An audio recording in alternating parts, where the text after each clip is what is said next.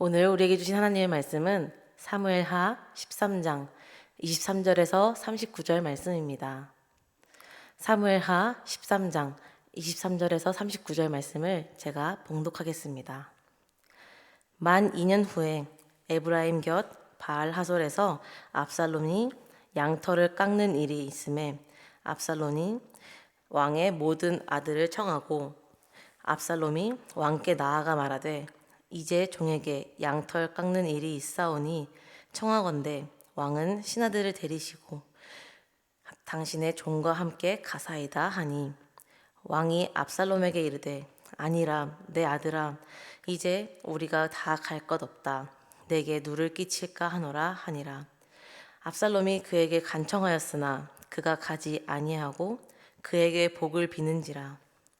압살롬이 이르되 그렇게 하지 아니하시려거든 청하건대 내 형 암논이 우리와 함께 가게 하옵소서.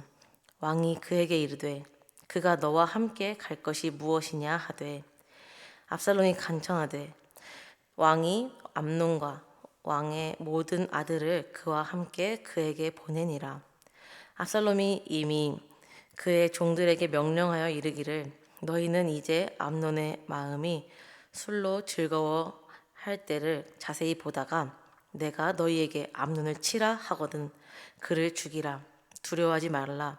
내가 너희에게 명령한 것이 아니냐. 너희는 담대히 용기를 내라 한지라. 압살롬의 종들이 압살롬의 명령대로 암논에게 행하매 왕의 모든 아들들이 일어나 각기 노새를 타고 도망하니라. 그들이 길에 있을 때에 압살롬이 왕의 모든 아들들을 죽이고 하나도 남기지 아니하였다는 소문이 다윗에게 이름에 왕이 곧 일어나서 자기의 옷을 찢고 땅에 드러눕고 그의 신하들도 다 옷을 찢고 모셔선지라.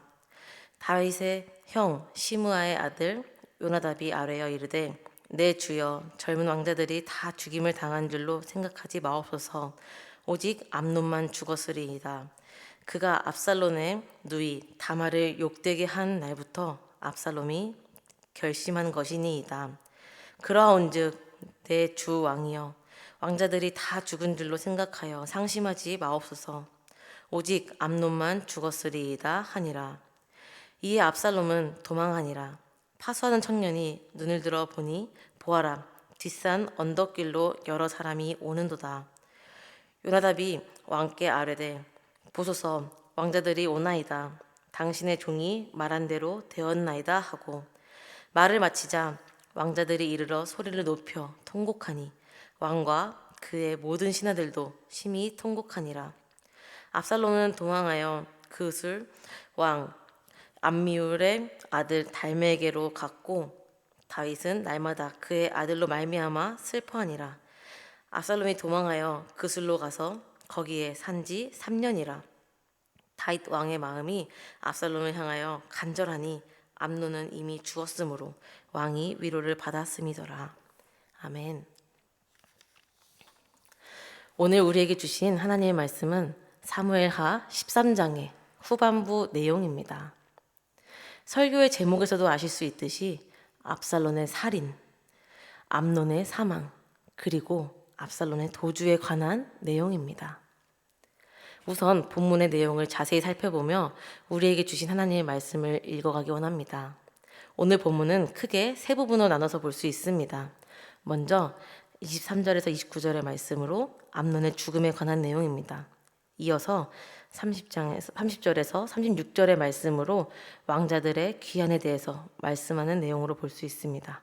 마지막으로 37절에서 39절의 말씀은 압살롬의 도피 생활에 대한 시작의 내용이 기록되어 있습니다. 조금 더 자세히 살펴보면 첫 번째 부분의 내용 안에서 23절에서 25절의 말씀은 양털 깎는 잔치에 다윗 왕을 초대하는 내용의 말씀입니다. 그리고 26절에서 27절의 말씀은 암논을 포함한 다른 왕자들을 초대한 내용입니다. 이어서 28절, 29절 말씀에서는 암논의 죽음에 대한 내용이 뒤를 이룹니다. 두 번째는 왕자들의 귀환에 대한 부분을 보면 30절, 31절 말씀은 다윗의 슬픔에 대해 묘사하고 있습니다. 그리고 32절, 33절 말씀은 다윗이 들은 소문에 대한 요나답이 분석하는 내용입니다. 이어서 34절에서 36절 말씀은 요나답의 분석대로 암논을 제외한 다른 왕자들이 귀환하게 되는 내용입니다. 압살론의 도피 생활은 보시는 바와 같은데 39절 더 이상의 추격을 하지 않는다는 다윗의 모습으로 오늘 본문은 마치게 됩니다. 23절의 말씀입니다. 만 2년 후에 에브라임 곁 바알 하솔에서 압살론이 양털을 깎는 일이 있음에 압살론이 왕의 모든 아들을 청하고, 오늘 본문 내용에 대한 배경이 되는 말씀입니다.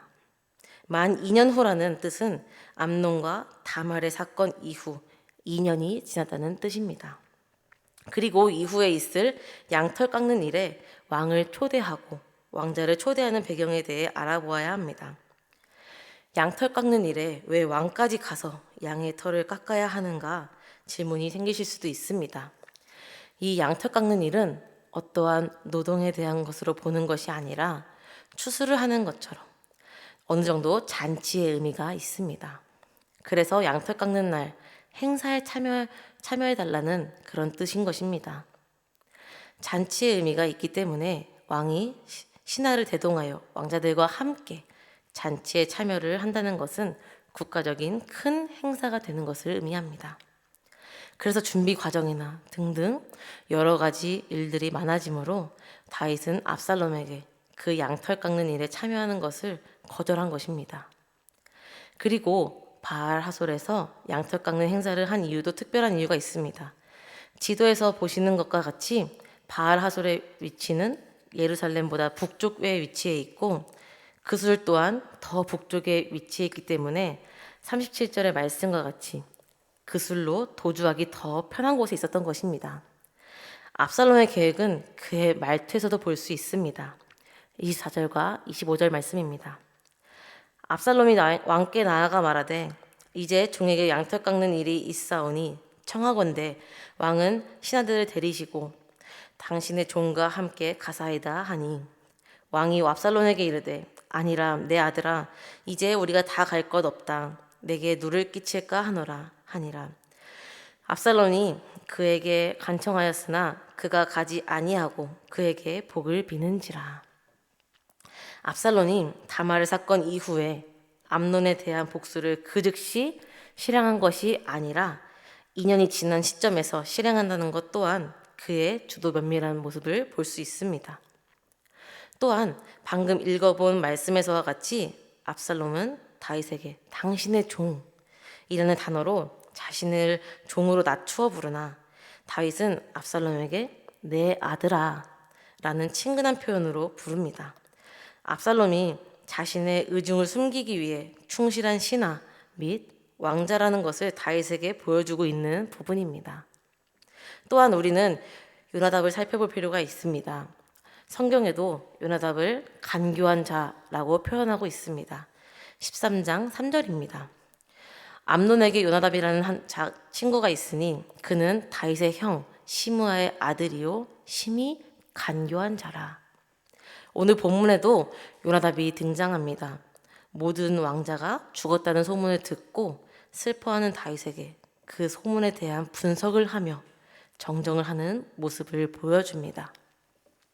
의아한 것은 요나답이 암논에게 꾀를 주어서 다말의 사건이 생기게 했는데 지금은 다윗의 편에 붙어서 다윗의 마음을 잠잠하게 하는 간신의 모습을 보여준다는 것입니다. 32절의 말씀입니다. 다윗의 형 시므아의 아들 요나답이 아뢰어 이르되 내 주여 젊은 왕자들이 다 죽임을 당한 줄로 생각하지 마옵소서. 오직 암논만 죽었으리이다. 그가 압살롬의 누이 다말을 욕되게 한 날부터 압살롬이 결심한 것이니이다. 성경에는 요나답이 압살롬과 나눈 대화가 나오지 않습니다.